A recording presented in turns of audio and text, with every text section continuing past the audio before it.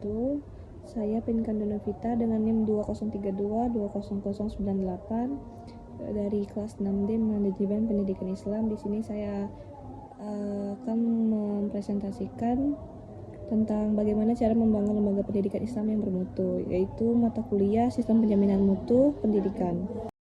Baiklah, di sini pendahuluan yang dimana lembaga pendidikan Islam bukan hanya sebagai tempat transfer ilmu, tetapi juga sebagai wadah pembentuk karakter dan juga akhlak generasi muda.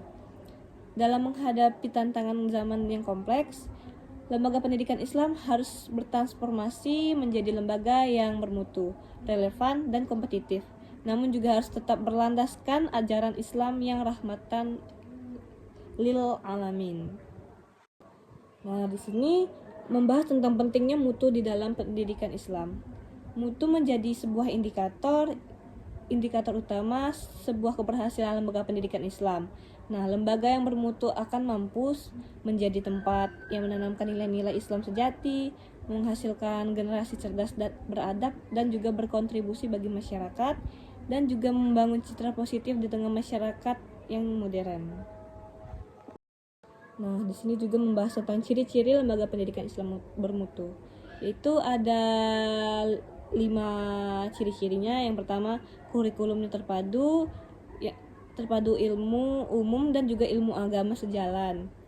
Nah, yang kedua, pendidik berkualitas, yang dimana guru yang berkompeten secara akademik dan juga kuat secara spiritual. Yang ketiga, manajemen profesional. Nah, tata kelolanya ini transparan, akuntabel, dan juga partisipatif. Yang keempat, lingkungan sehat dan juga islami. Nah, sekolah yang ramah anak, mendukung tumbuh kembang holistik sangatlah berkaitan dengan ciri-ciri lembaga pendidikan Islam yang bermutu. Yang terakhir, bersinergi dengan masyarakat, yaitu terbuka terhadap masukan dan kolaborasi dari masyarakat terhadap lembaga pendidikan. Di sini membahas tentang tahapan membangun lembaga pendidikan. Ada tahapan-tahapan dalam membangun lembaga pendidikan yang bermutu, yaitu pertama, membangun visi dan misi Islami. Nah, visinya itu yaitu yang harus mencerminkan tujuan jangka panjang yang Islami. Dan misinya itu fokus pada pengembangan ilmu, iman, dan juga amal. Setelah itu, penguatan budaya mutu. Nah, di sini keteladanan guru dan pimpinan dalam akhlak dan kedisiplinan, kemudian membiasakan perilaku baik seperti sholat berjamaah, sopan santun, dan juga tanggung jawab. Nah, selanjutnya itu meningkatkan kualitas sumber daya manusia pendidikan yang bermutu.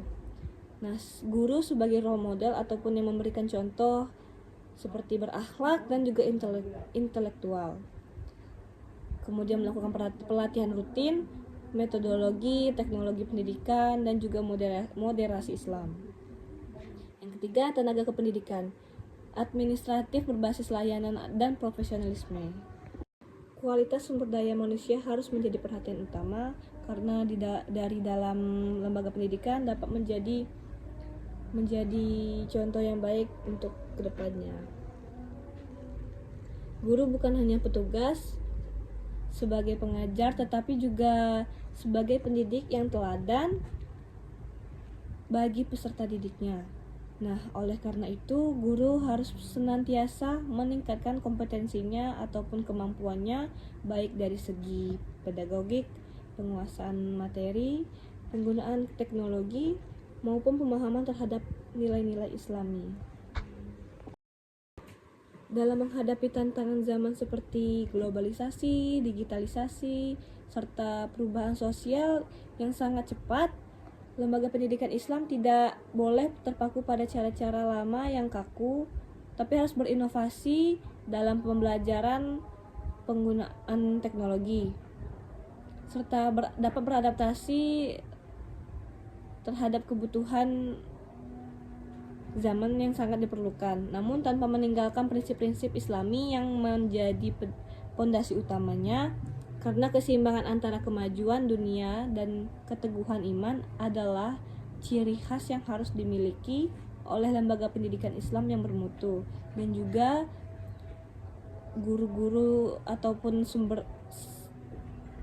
sumber daya manusianya haruslah sangat berkualitas dan juga tidak meninggalkan nilai-nilai Islami.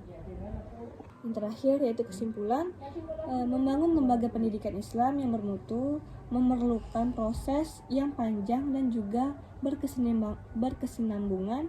Diperlukan sinergi antara visi yang kuat, kualitas sumber daya manusia, inovasi kurikulumnya, manajemen yang baik, serta kolaborasi yang luas dengan masyarakat. Jadi dengan semangat perbaikan terus-menerus, lembaga pendidikan Islam akan mampu melahirkan generasi yang cerdas, berakhlak, mandiri, dan mampu memberi manfaat bagi bangsa dan agama. Baiklah, sekian dari saya presentasi tentang bagaimana cara membangun lembaga pendidikan Islam yang bermutu. Wassalamualaikum warahmatullahi wabarakatuh.